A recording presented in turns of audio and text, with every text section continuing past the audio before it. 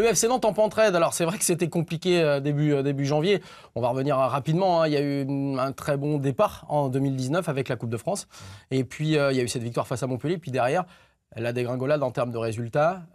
L'affaire évidemment dont on va aborder aussi un petit peu les faits avec Emiliano Sala. C'était très très compliqué pour le club des Canaries. Oui, parce que comme tu dis, Nantes a bien commencé en se qualifiant face à Châteauroux et en battant Montpellier. Mais ensuite, ça a un peu dégringolé, on va dire, sportivement, avec les défaites à Nîmes, contre Rennes et contre Angers. Donc, sportivement, ça commençait un peu à être compliqué. On était à la moitié du mois de janvier. Nantes n'avait toujours pas recruté, avait perdu 2 joueurs. Miasga et Karam Bodji qui avaient cassé leur prêt, qui étaient retournés dans leur club d'origine. Ensuite, il y avait eu le transfert d'Emiliano Sala, donc Nantes était privé de son meilleur buteur. Et après, il y a eu l'affaire Sala qui est terrible et qui a mis un gros coup au club tout entier, et pas que les joueurs, l'entraîneur, le staff et également l'administratif, tous les salariés du club. Et on a senti vraiment une tristesse profonde qui a frappé ce club-là pendant quelques semaines. Ouais, il fallait s'en relever. Et d'abord, eh bien, les Nantais ont recruté sportivement déjà. C'est vrai qu'il y a eu l'arrivée du Lillois, Edgarié, qui est en prêt de Lille. Également l'arrivée, on va le voir, eh bien, de Valentin Estric, le joueur de la Fiorentina. Ça, ce sont que des prêts avec option d'achat d'ailleurs, les deux. Et puis Antonio Manse, un Croate qui évoluait en Slovaquie. C'est ça. Alors on nous dit que c'est Vahid Halilhodžić qui l'a choisi. On verra. En tout cas, visiblement, les sources donnent pas forcément la même version. Mais bon, on verra si ce sont 3 joueurs, en tout cas, qui vont apporter un petit mot sur les 3 de ta part avant d'écouter une autre personne. Et c'est vrai que forcément, on connaît parce qu'il a contribué à la qualification de Nice au tour préliminaire de Ligue des Champions sous Lucien Favre. Il jouait moins à la Fiorentina, donc il nous l'a dit hier, il voulait se relancer. Donc il a choisi d'être prêté au FC Nantes. Edgarié, il a fait une saison correcte, en tout cas en termes de matchs joués la saison passée. Il a joué 35 matchs. Oui, il était dans le groupe lillois, on va dire dans les 15-16, et il rentrait très souvent, en tout cas s'il n'était pas titulaire. La saison passée, oui, il était quasiment tout le temps titulaire même. Et cette année, par contre, il a été titulaire une seule fois en Ligue 1. C'est une bonne cache Je pense, parce que Diego et Palois semblent quand même, surtout Palois en ce moment, semblent être indiscutables. Mais après, on a vu que Vahid Halilhodžić avait souvent joué à 3 derrière ces dernières semaines. Donc, il avait besoin d'un renfort. Je pense qu'il a une carte à jouer. Il a une carte à jouer. Et par contre, pour Manse, c'est l'interrogation. Quasiment personne ne l'a vu jouer. Donc il faut voir ce que ça va donner. Mais on va pas avoir un avis pessimiste. Ni tranché avant de le connaître. C'est ça. Bon, ça tombe bien. C'était l'avis de Pierre-Hakim Mourgourdi. Voici celui de notre confrère de France Bleu, Olivier Quin, sur le mercato nantais. On l'écoute. Il y a 3 départs. Alors, Karim Bodji n'était pas non plus dans les plans de Vahid Halilhodžić. Santi Ngom, lui, ne jouait plus du tout. Et puis, le regretté Emiliano Sala, on sait tous ce qu'il est advenu et il fallait le vendre pour faire une opération financière. Mais au niveau des arrivées, c'est plutôt intéressant. Alors, Edgarié, il jouait, il s'entraînait, il est prêt et je pense qu'il peut vraiment amener une plus-value derrière. Valentin Estric, quand il sera prêt physiquement et qu'il aura retrouvé son niveau, notamment celui de l'OGC Nice, c'est un vrai numéro 10, un vrai bon milieu de terrain capable de faire jouer les autres. Et je pense qu'il peut prendre le relais de Valentin Rongier. Et je pense que c'est très très intéressant. Quant à Antonio Manse, on le connaît moins, mais c'est un buteur, chasseur de but qui peut aussi amener une alternative à Koulibaly. Donc je trouve qu'il est intéressant. C'est surtout aussi pour préparer la saison prochaine. Ces joueurs-là ne vont pas être performants tout de suite. Et puis le FC Nantes n'a plus grand-chose à jouer, si ce n'est d'assurer son maintien le plus rapidement possible. Mais pour le futur, la saison prochaine, et commencer à poser les pièces de l'édifice 2019-2020, je pense que ça peut être intéressant. Maintenant, il serait bon de limiter, sincèrement, à 2 ou 3 arrivées par club, parce qu'il y a des équipes qui vont pouvoir s'en sortir, alors que si elles avaient gardé leur équipe de la première partie de saison, ce serait plus compliqué. Il faut essayer d'uniformiser ça au niveau européen, mais aussi au niveau mondial. On sait que c'est très compliqué, mais je trouve que le mercato nantais est intéressant cette saison. Merci Olivier. Je pense qu'Olivier Quin, il veut parler de Monaco quand il cite les clubs qui ont pu recruter 7-8 joueurs pendant ce mercato hivernal. On parlait tout à l'heure bien du premier grand départ, hein, celui d'Emiliano Sala pour Cardiff avant son tragique accident d'avion. Emiliano Sala, on va le voir, on va en reparler surtout parce que depuis sa disparition, eh bien, il y a un chant hein, qui est fait à sa gloire du côté de la tribune Loire. À chaque fois, c'est à la 9e minute. On va pouvoir l'écouter ensemble pendant quelques secondes. C'est impressionnant et tu nous donneras, toi, tu étais lors du match face à Saint-Etienne. C'était juste après la disparition d'Emiliano Sala. On écoute ensemble le chant à la gloire de l'Italo-Argentin.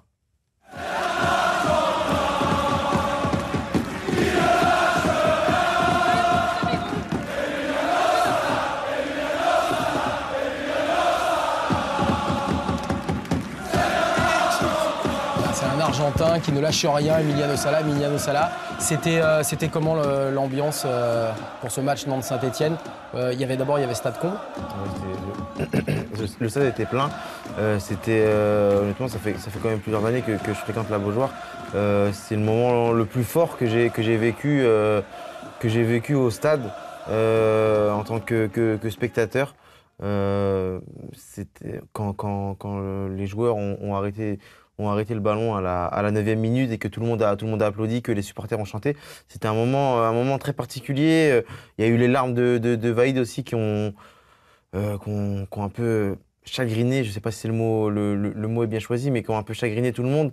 Et on a senti vraiment que tout le monde avait été touché, même les Stéphanois qui pourtant ne connaissaient pas directement Emiliano Sala, mais c'est vraiment une histoire qui a touché le monde du football français. Parce qu'il y a eu énormément de marques d'affection hein, sur les réseaux sociaux de la part de tous les clubs, même des concurrents évidemment historiques, sûr, Bordeaux, Rennes. Parce que je pense que quand il y a des vies en jeu, on oublie les rivalités et c'est pour ça que Bordeaux, que Rennes, après Salah est passé par Bordeaux aussi, mais on oublie les rivalités quand il y a des vies en jeu et je pense que ça a vraiment touché tout le monde. Ouais, c'est vrai que ça a été assez terrible, évidemment, à vivre, mais une communion assez incroyable également. Alors maintenant, si on donne un petit peu de nouveau rapidement, parce qu'on n'est pas là non plus pour refaire l'affaire et l'enquête juridique, on sait qu'il y a un des corps qui a été repêché. Et tout de suite, même si on ne sait pas encore l'identité, on pourrait supposer que ce soit Emiliano Sala vu la place du corps dans l'avion. En tout cas, il y a déjà sur le plan juridique, des protestations. Nantes qui indique que Cardiff n'a toujours pas payé le premier versement. On est déjà dans des histoires d'argent avant même que le corps soit remonté, identifié. Après, chaque partie donne sa version. On avait entendu via des confrères que Bordeaux avait réclamé sa part, ce que le club des Girondins a ensuite démenti.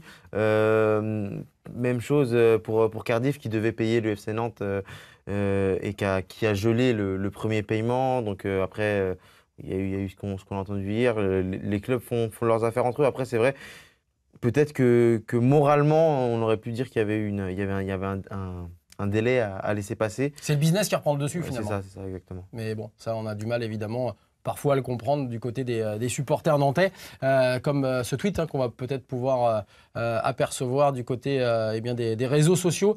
Je ne sais pas si on l'a en ce moment. En tout cas, il y a énormément de gens qui voudraient que, voilà, on peut s'en apercevoir, qui voudraient que le FC Nantes communique rapidement sur le fait d'avoir réclamé l'argent alors que le corps d'Emiliano Sala n'a toujours pas été identifié et surtout que la famille n'a pas pu récupérer la dépouille d'Emiliano Sala. On va en reparler de l'Italo-Argentin dans quelques instants. On va regarder simplement déjà les matchs à venir du côté d'Angers et de Nantes puisque le foot reprend bien évidemment le dessus depuis quelques semaines. On s'aperçoit que ce sera ce week-end avec le déplacement à Strasbourg pour Angesco. Pas facile, ils sont en pleine bourre. Ils sont sur une grosse forme actuelle. Les Strasbourgeois. Et puis la réception de Nîmes pour Nantes, il va quand même commencer à falloir engranger un peu de points parce que c'est pas fait. Non, derrière, l'écart n'est pas encore creusé.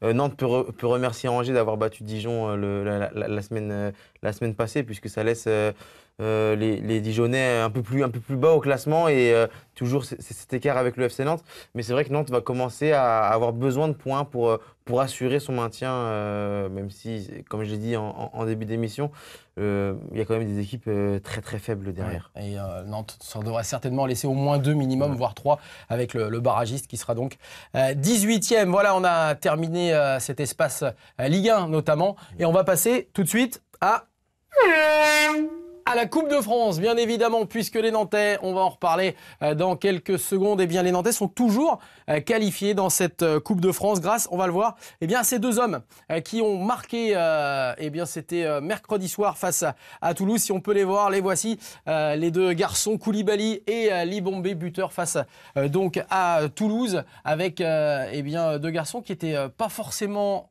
en très grande forme, on va dire, au niveau de Ligue 1 du championnat, mais qui claquent, en tout cas, notamment Koulibaly, du côté de la Coupe de France. On se regarde ensemble eh bien, les buts de Nantes-Toulouse. De toute façon, même si tu veux pas, on va les voir quand même. Donc voilà, on va pouvoir voir ce très bon centre déposé sur la tête de Koulibaly pour le premier but, l'ouverture du score d'ailleurs à la 9e minute. Eh oui, 9e minute. C'est un symbole. Au moment où les supporters nantais s'apprêtaient eh bien, à chanter pour la gloire d'Emiliano Sala, ce qu'ils ont fait juste après le but, bien évidemment. Les Nantais, supporters nantais, ils n'étaient pas très très nombreux, mais ils ont encouragé. Et puis là, on va voir le deuxième but signé Libombé qui commence petit à petit, même si c'est pas spécialement non plus très flamboyant, mais à faire un petit peu sa place. Là, le tir est contré, on le voit, mais il y a but. Oui, il y a but. C'est son deuxième but en Coupe de France. Il n'a pas encore marqué en championnat. Il n'a pas joué contre Sannois en Coupe, donc ça lui fait deux buts en 2 matchs en Coupe de France. Koulibaly a 3 buts en 3 matchs. Donc, comme tu l'as dit, même s'ils ne sont pas forcément en grande réussite en championnat, ce sont deux joueurs qui marquent en Coupe et qui permettent au FC Nantes de faire pour l'instant un bon parcours. Maintenant, il faudra que ce soit un très bon parcours. Effectivement, puisqu'on va le voir tout à l'heure avant d'apercevoir la joie évidemment du groupe nantais sur cette victoire du FC Nantes face à Toulouse. On regarde bien 2-0 avec des Nantais qui sont allés saluer comme il se doit leurs supporters à la fin du match. Il y a eu un beau chant aussi pour Nicolas Palois, on le sait, qui a récupéré le maillot numéro 9 d'Emiliano Sala. Oui. Sur ce match, en tout cas, je ne sais pas si ça continuera. Bah, je pense pas. Il va garder son numéro 4 en championnat, mais pour la Coupe de France, on est obligé, les clubs sont obligés d'avoir des numéros de 1 à 18. Donc, il fallait un 9. Et lui, il a décidé de le prendre parce qu'il était très proche. C'est ça. Il était très proche d'Emiliano Sala. Tu parlais de l'aventure Coupe de France, le tirage au sort, il a eu lieu hier soir. On ne peut pas dire qu'il a été méchant avec le FC Nantes parce que les Canaries ont hérité tout simplement du petit Pousset. C'est ça. Après, il va falloir se méfier parce que dans son histoire, Nantes a parfois perdu contre des équipes qui étaient largement inférieures, en tout cas supposées inférieures. National 2, 3 divisions d'écart. C'est ça. Et ben, il joue en fait dans le même championnat que la réserve du FC Nantes. Tu l'as vu? Tu les as vus déjà jouer ou pas? Non, je ne les ai pas vus jouer. Mais là, récemment, après la qualification de Vitré face au Havre, ils étaient venus jouer à la Beaujoire et à Sopin, pardon. Il y avait eu un 0-0, mais Vitré sortait de Coupe de France, donc n'avait pas forcément les jambes.